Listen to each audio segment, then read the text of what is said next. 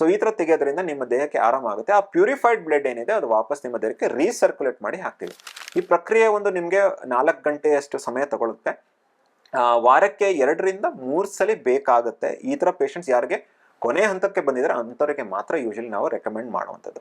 So ಈ ಥರ dialysis ನಾವು ಮಾಡಿ ಅವರಿಗೆ ಒಂದು ಕಿಡ್ನಿಯಿಂದ ಏನು ಅವ್ರಿಗೆ ದೇಹದಲ್ಲಿ ಮಾಡಕ್ ಆಗ್ತಲ್ಲ ಪ್ರಕ್ರಿಯೆಗಳು ಅದನ್ನ ಮಾಡಿ ಅವ್ರನ್ನ ಜೀವಂತವಾಗಿ ಇಟ್ಕೊಳ್ಳೋಕೆ ದಿನನಿತ್ಯದಲ್ಲಿ ಓಡಾಡ್ಕೊಂಡು ಇರುವ ಮಟ್ಟಿಗೆ ತರುವ ಹಾಗೆ ನಾವು ಡಯಾಲಿಸಿಸ್ ಇಂದ ಮಾಡ್ಬೋದು.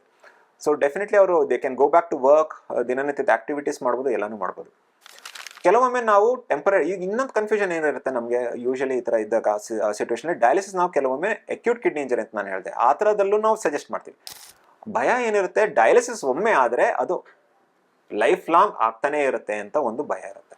ಸೊ ಅಕ್ಯೂಟ್ ಕಿಡ್ನಿ ಇಂಜರಿಲಿ ಮಾಡುವಂಥದ್ದು ಟೆಂಪರರಿ ಡಯಾಲಿಸಿಸ್ ಅಂತ ಹೇಳ್ತೀವಿ. ಇದು ತಾತ್ಕಾಲಿಕವಾಗಿ ಮಾಡುವಂಥ ಡಯಾಲಿಸಿಸ್. ಯಾಕೆಂದ್ರೆ ಆ ಸಮಯದಲ್ಲಿ ನಿಮ್ಮ ಕಿಡ್ನಿ ಕೆಲಸ ಮಾಡ್ತಾ ಇರಲ್ಲ, ಆ ಸಮಯದಲ್ಲಿ ನಿಮ್ಮ ದೇಹದಿಂದ ನೀರು ಹೊರಗಾಕಕ್ಕಾಗ್ತಿರಲ್ಲ, ವಿಷಾಂಶ ಹೊರಗಾಕಕ್ಕಾಗ್ತಿಲ್ಲ. ಸೊ ಆ ಸಮಯದಲ್ಲಿ ಟೆಂಪರರಿ ಡಯಾಲಿಸಿಸ್ ಮಾಡ್ತೀವಿ. ಜೊತೆಗೆ ಏನಿದೆ ಪ್ರಾಬ್ಲಮ್, ಇನ್ಫೆಕ್ಷನ್ ಇರ್ಬೋದು, ಡಿಹೈಡ್ರೇಷನ್ ಇರ್ಬೋದು, ಅದನ್ನ ಕರೆಕ್ಟ್ ಮಾಡ್ತಾ ಹೋಗ್ತೇವೆ. ಅದು ಸರಿ ಆಗ್ತಾ ಇದ್ದಾಗ ಕಿಡ್ನಿ ಯಾವಾಗ ಸುಧಾರಿಸ್ಕೊಳ್ಳುತ್ತೆ, ಡಯಾಲಿಸಿಸ್ ಸಹ ನಾವು ಅದರಲ್ಲಿ ಸ್ಟಾಪ್ ಮಾಡ್ಬೋದು. So once dialysis done doesn't always mean it has to be continued.